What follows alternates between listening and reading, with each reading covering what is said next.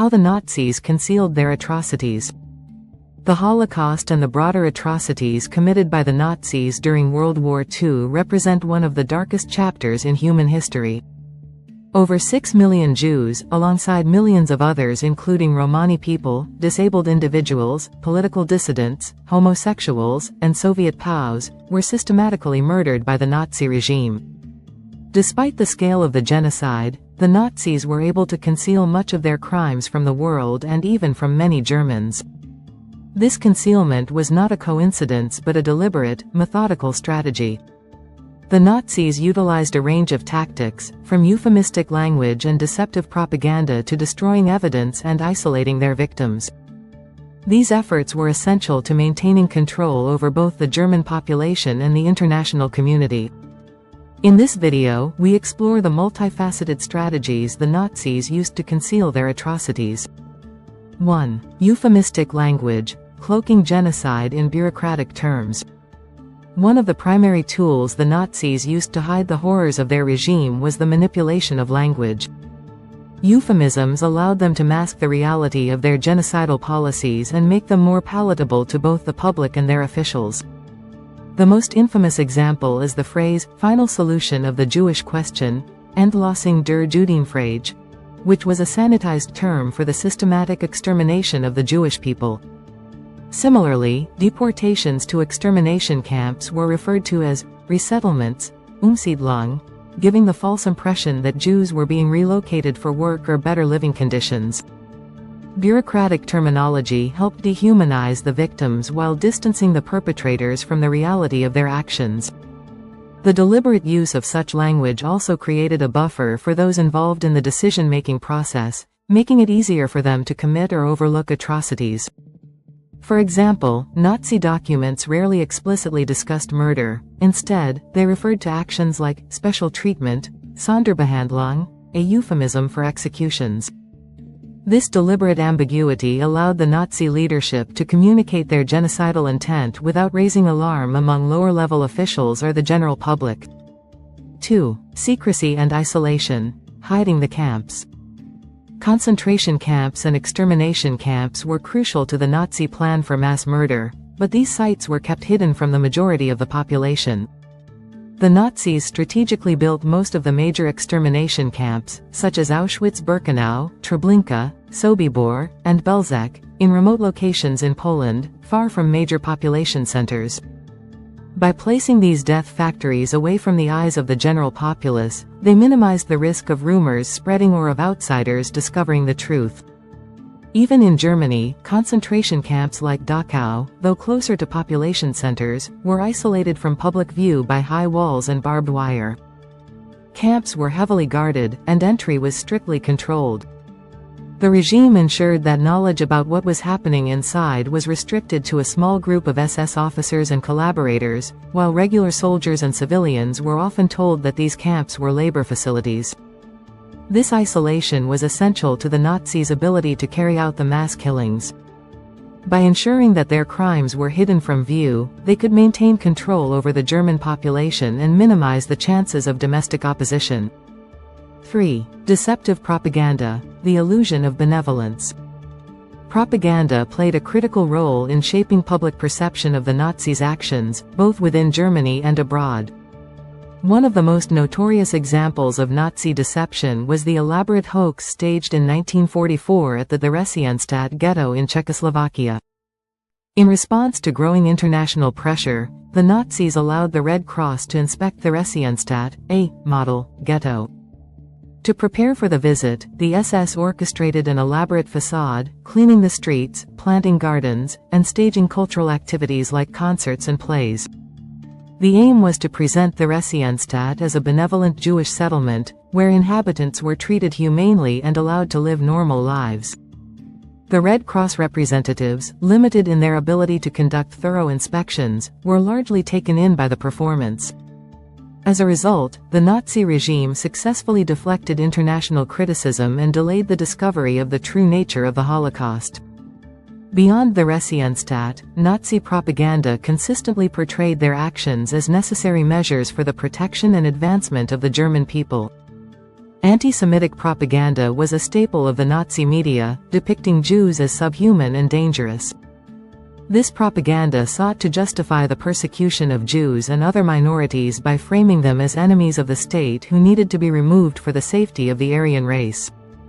4. The use of cover stories, false promises of resettlement and labor. Another key aspect of Nazi deception was the use of cover stories to mislead their victims about their fate. Jewish deportations to extermination camps were often disguised as resettlements or work programs. Jews were told that they were being relocated to the east for labor opportunities or to start new lives in special Jewish settlements.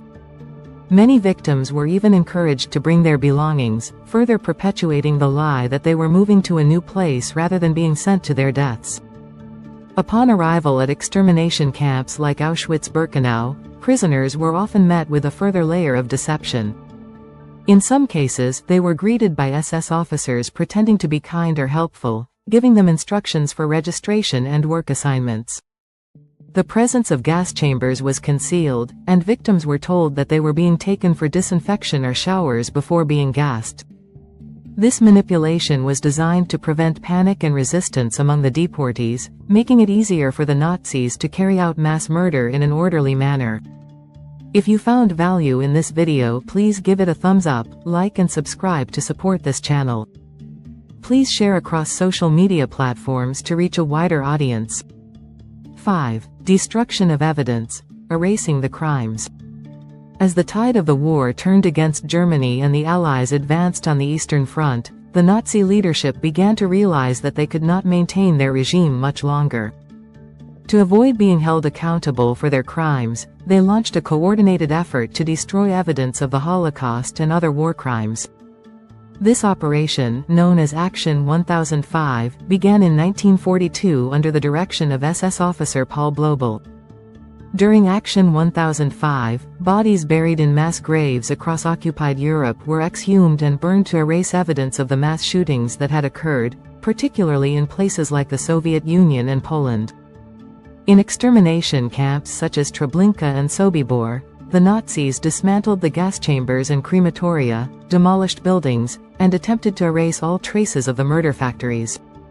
Even at Auschwitz-Birkenau, where over 1 million people were murdered, the SS began destroying documents and facilities to cover up the genocide. Thousands of prisoners who had witnessed the atrocities were killed to eliminate potential witnesses. However, despite these efforts, much evidence remained. Documents, personal testimonies, and the physical remains of the camps ensured that the full extent of the Nazi crimes could not be completely hidden. 6. Forced collaboration and fear, silencing witnesses. In addition to erasing physical evidence, the Nazis also sought to silence potential witnesses to their crimes by creating an atmosphere of fear and forced complicity. Many prisoners in concentration camps were forced to participate in or witness atrocities, making them unwilling or unable to speak out. In the death camps, prisoners known as Sonderkommandos were forced to assist in the operation of the gas chambers and crematoria.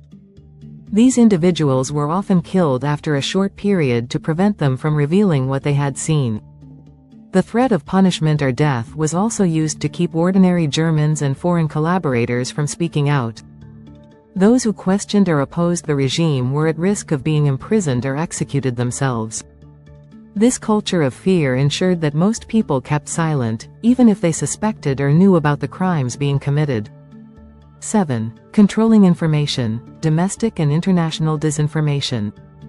The Nazi regime tightly controlled the flow of information within Germany, using state propaganda to shape public perception. Joseph Goebbels, the Minister of Propaganda, was a master of manipulating media to serve the regime's interests.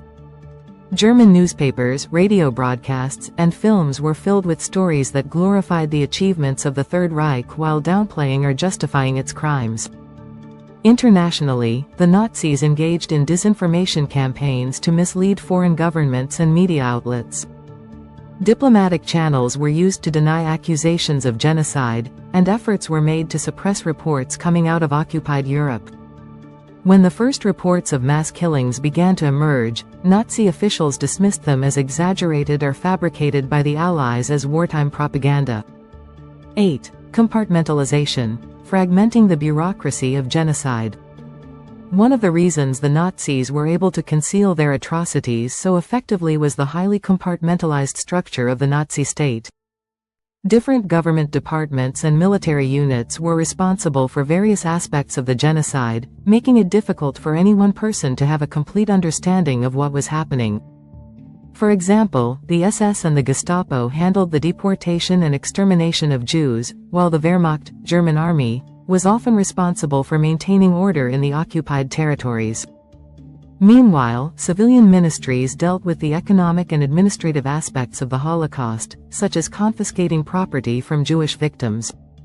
This fragmentation created a bureaucratic distance between those who planned the genocide and those who carried it out, making it easier for individuals to deny knowledge of the larger plan. Many Nazis after the war claimed that they were following orders or that they had no idea what was happening in the death camps, even if they had played a role in the system. 9. Post-war denial and revisionism, rewriting history.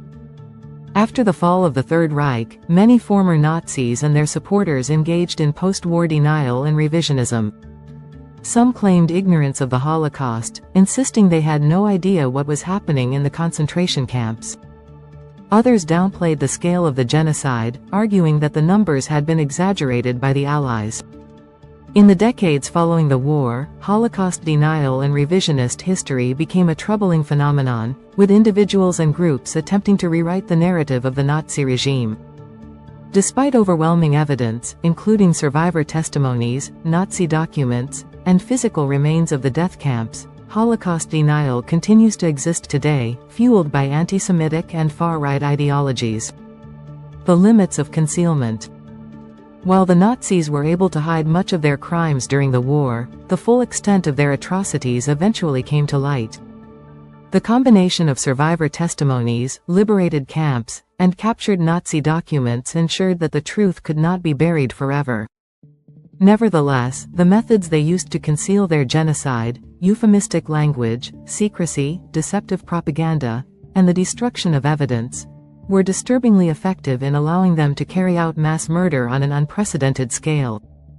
The legacy of Nazi concealment efforts serves as a reminder of the importance of vigilance, transparency, and the preservation of historical memory. The Holocaust stands as a stark warning of how the manipulation of information and the suppression of truth can enable unspeakable crimes against humanity. If you enjoy this video, please give it a thumbs up, like and subscribe to our channel for more self-improvement videos. Comment below to tell us how useful you found this video. Remember to share on various social media platforms to reach a wider audience. Click the notification bell to get notified anytime we post a new video. Thanks for watching, see you in the next video.